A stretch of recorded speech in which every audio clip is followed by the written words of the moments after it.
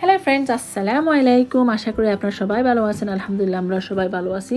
So আজকে চলে আসছি ইজি একটা ভর্তা, রসুনের ভর্তার রেসিপি নিয়ে। কোনো বাটাবাটির ঝামেলা নাই, হাতে দিয়ে করবেন, খুবই সিম্পল, খুবই সহজ। সো এখানে লাগছে লাল মরিচ, রসুন, 4টা রসুনের কোষ, তারপর লাগছে পেঁয়াজ, সরষের তেল, কালো জিরা। সো আমি আগে এই যে শুকনা মরিচগুলো টেলে নিচ্ছি ভালো করে সরষের তেল দিয়ে, সামান্য একটু সরষের তেল দিয়ে টেলে নিচ্ছি। এখন এখানে আমি দিয়ে দেব যে রসুনের কোষগুলো আমি নিয়ে নিয়েছিলাম। একটা বড় বড় রসুনগুলো আমার কাছে, আপনারা চাইলে বেশিও নিতে পারেন, কম নিতে পারেন। আমি জাস্ট দুজনের জন্য করতেছি, এই কারণে আমি কমাই নিলাম। এই ভর্তাটার কি বলবো আপনাদের, খুবই টেস্ট, খুবই অসাধারণ। আপনারা অবশ্যই এটা ট্রাই করে দেখবেন আর কমেন্ট করে আমাকে জানাবেন। এত টেস্ট এই ভর্তাটা, খুবই সিম্পল। সো আর একটু তেল দিয়ে দিছি, এখানে তেল দিছি, সরষের তেল দিয়ে এগুলোকে ভালো করে তেলে নিচ্ছি। সো এটাকে ভালো করে একটু সিদ্ধ করে নিতে হবে আর কি, যাতে এটা নরম হয়ে যায়। সো আমি এটার মধ্যে ঢাকনা দিয়ে রাখবো, 2 মিনিট পর পর একটু চেক করবো, নাইড়া দিব আর কি, যে এটা সফট কেমন হয়েছে। সফট হইলে কি হয়, যখন হাতে দিয়ে মিক্স করবেন আপনাদের এত কষ্ট হবে না, একদম সাথে সাথে এটা মিক্স হয়ে যাবে। ঠিক আছে।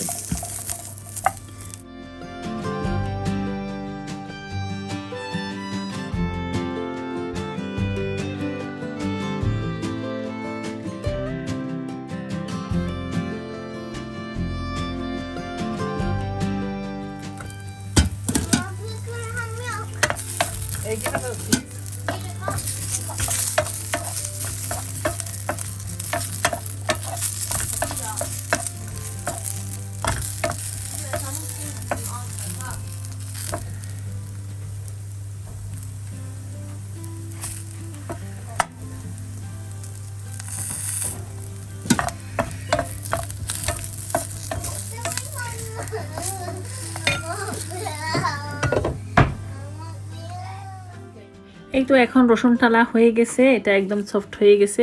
তো এটাকে আমি এখন নামাই ফেলি। তারপর এখন দিয়ে দিচ্ছি আমি আর একটু সর্ষের তেল দিয়ে দেব।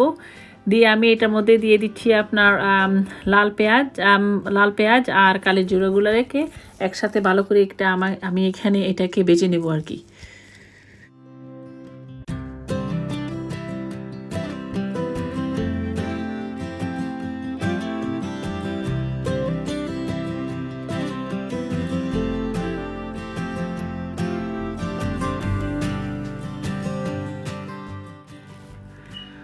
তো এই তো এখন এখানে আমি ঢাকনাটাই দিয়ে দিলাম। ঢাকনা দেওয়ার পরে আমি চেক করতেছি কি অবস্থা, এটা আর একটু হবে, এইটা একটু নরম হয়ে আসবে। নরম হয়ে আসলে আমরা নামাই ফেলবো। সো এখানে পেঁয়াজগুলো হয়ে গেছে, এখন আমি পেঁয়াজগুলোকে নামাই ফেলতেছি।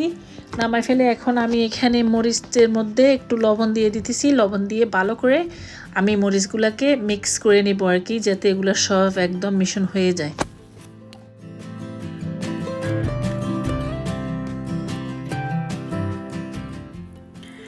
এখন রসুন দিয়ে দিচ্ছি। রসুনগুলোকে কিন্তু ভালো করে আপনারা মিক্স করে নেবেন আর কি।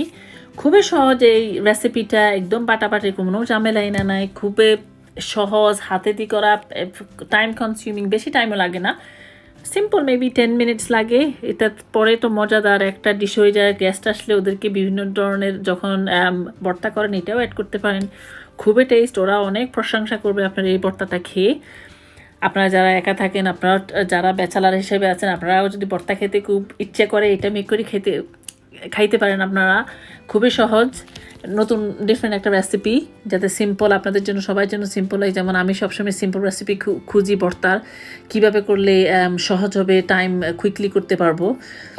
সো এই তো এখন আমি দিয়ে দিচ্ছি আপনার পেঁয়াজ আর যে কালি জিরে ছিল, এটার সাথে ভালো করে আমি এখন এগুলোকে মিক্স করব।